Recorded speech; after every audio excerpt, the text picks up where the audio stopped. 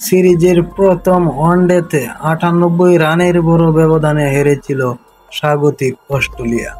ফলে এই ম্যাচ ছিল তাদের সিরিজ হারানোর লড়াই। আর পটিয়ারা এক ম্যাচ হাতে রেখেই সিরিজ নিশ্চিতের লক্ষ্যে নেমেছিল। টস জিতে ব্যাট করতে নেমে টেম্বার বাবুমার দল তুলে ২৭৭ রান, বিসকে সর্বোচ্চ ৮৮ এবং স্টাবস ৭৪ রান করেন। এছাড়াও টনি ডি জর্জি ৩৮ এবং ইয়ান মাল্ডার ২২ রান করলেও লড়াইয়ের পুঁজি পায় সফরকারীরা। অজিদের পক্ষে সর্বোচ্চ ৩ উইকেট নিয়েছেন অ্যাডাম জাম্পা। এছাড়া জাভিয়ের বাটলেট, নাথান এলিস ও মার্নাস লাবুশেন ২টি করে শিকার করেন। এই ম্যাচে 50 হাঁকিয়ে বিশ্ব রেকর্ড গড়েন বিসকে। বিসকে কতটা উড়ান্ত ফর্মে আছেন তা তার ওয়ানডে ক্যারিয়ারের প্রথম ৪ ম্যাচেই ওয়াশিংটনের পোস্ট।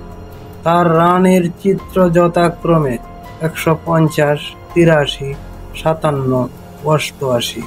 ওয়ানডের ইতিহাসে তিনি প্রথম কোনো ব্যাটার যিনি অভিষেকের পর ৪ ম্যাচে ৫০ অর্ধ রান করলেন। সব মিলিয়ে ৪ ম্যাচে ৯৮.৫০ গড়ে করেন ৩৭৮ রান। ওয়ানডেতে অভিষেকের পর টানা ৪টি ৫০ অর্ধ ইনিংস খেলার রেকর্ড ছিল ভারতীয় ব্যাটার নবজাত সিং সিধুর। ও যদিও সিরিজের মাঝে একটি ম্যাচ তার ব্যাটিংয়ের সুযোগ হয়নি। জবাবে ব্যাট করতে নেমে অস্ট্রেলিয়া শুরুটাই হয় বিপর্যস্ত। ৭ রানে তারা ২ উইকেট হারায়। এরপর জর্জ ইনিংস ৭৪ বলে ৮৭ রান করে লড়াই জমাইলেও লঙ্গি অ্যান্ড গ্রিডির দাপটের সামনে অজিদের ব্যাটিং লাইন আপ মুখ তুবড়ে পড়ে।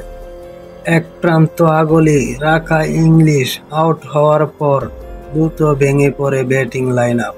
শেষ পর্যন্ত অস্ট্রেলিয়া আউট হয় ১৯৩ রানে। অ্যান্ড গ্রিডির জোরেই অস্ট্রেলিয়া শেষ ৫ উইকেট করে মাত্র ১৮ রানে। ইংলিশ ছাড়াও অজিদের পক্ষে ক্যামেরন গ্রিন ৩৫ ও অধিনায়ক মার্শ ১৮ রান করেন।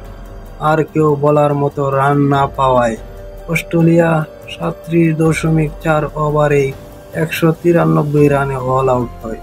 অজিদের দ্রুতই গুটিয়ে দেওয়ার পিছনে পটিয়াদের মূল নায়ক অ্যান্ড গ্রিডি। ৪২ রানে তিনি ৫ উইকেট শিকার করেন। ওয়ানডেতে ২ বার 5 পেয়েছেন এ ডানহাতি পেসার। আরও ২টি ছিল অস্ট্রেলিয়ার বিপক্ষে।